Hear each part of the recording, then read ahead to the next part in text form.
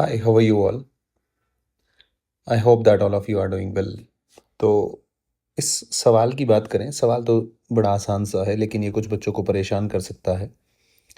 और अगर मैं इसकी बात करूं, तो ये कह रहा है दो प्लैनेट है, ए और B, having mass m1 and m2, ये दे रखा है आपको, move around the sun in a circular orbit जिसका रेडियस r1 r2 है, ठीक है, respectively if the angular momentum of A is l and that of P is 3l, the ratio of time period. तो मुझे तो एक चीज़ पता है, T square proportional to R cube, यही पता है ना मुझे। तो मैं तो बच्चा क्या सीधा सीधा करेगा कि अच्छा कोई सही होगा, तो बच्चे को लगेगा इन दोनों में से ही आएगा, कोई m1 m2 कहाँ आने वाला है।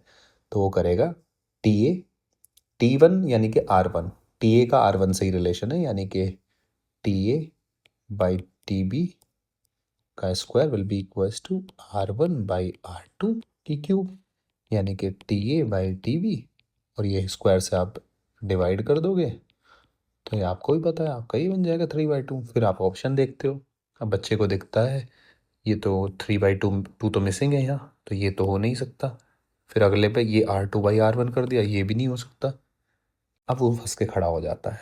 अब यहाँ से गेम शुरू होता है। देखो आपको पता है कैप्लस का सेकंड लॉ क्या होता है बच्चा, थोड़ा इसको चेंज करना है बस। कैप्लस का लॉ होता है dA/dt होता है L/2m। एरिया स्वेप्ट तुम्हारा क्या होता है, कंजर्व होता है। यहाँ से भी अगर आप देखो, एरिया क्या हो गया इसका, πr², क्योंकि सर्कुलर ऑर्बिट है ना ये सन के अबाउट, ये प्लैनेट, ठीक है। dA/dt तो एरिया स्वेप्ट, मैं टाइम पीरियड की बात कर रहा हूँ यहाँ, into 2m divide by L will be equals to T, ये आएगा नहीं आएगा भाई, 2m तो इधर क्रॉस मल्टीप्लाई कर ली ना मैंने, और एरिया कितना हो गया πr²।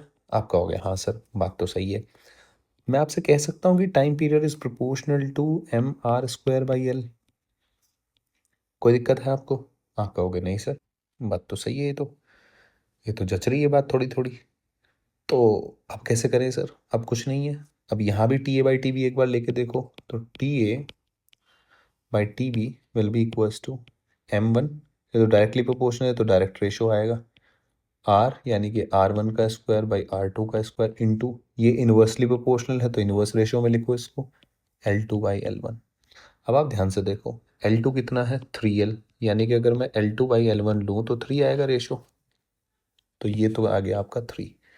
आप कहोगे हाँ भाई बात तो थोड़ी थोड़ी तो बन रही है, यानी कि T A by T B will be equals to m1/m2 into R1/R2 का स्क्वायर इंटू 3।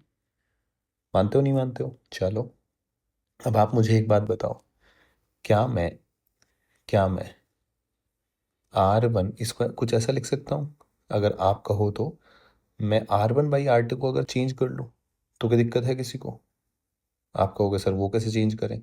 वो ऐसे चेंज करने के लिए कह रहा हूँ मैं कि आप ऐसा लिख लो इसको कि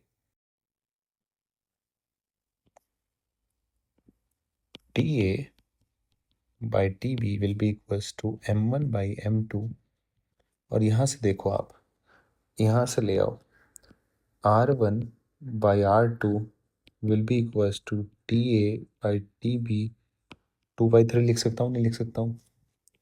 भाई दोनों तरफ आप 2/3 की मल्टीप्लाई करोगे तो ये तो 1 आ जाएगा ना कट के।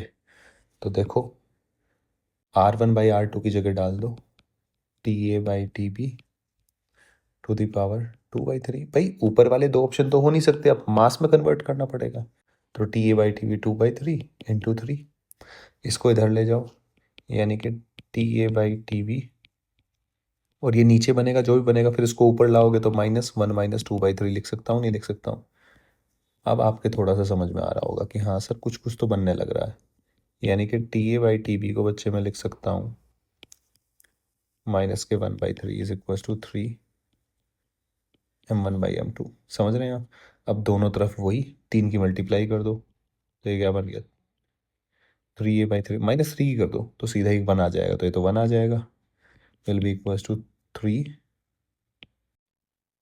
m1/m2 -3।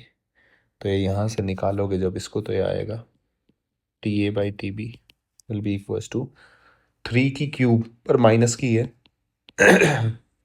1/27, और इसको ऊपर नीचे कर दो तो यानी कि m2/m1 की क्यूब। तो ये आपका आंसर आ गया, यानी कि option fourth will be the correct answer.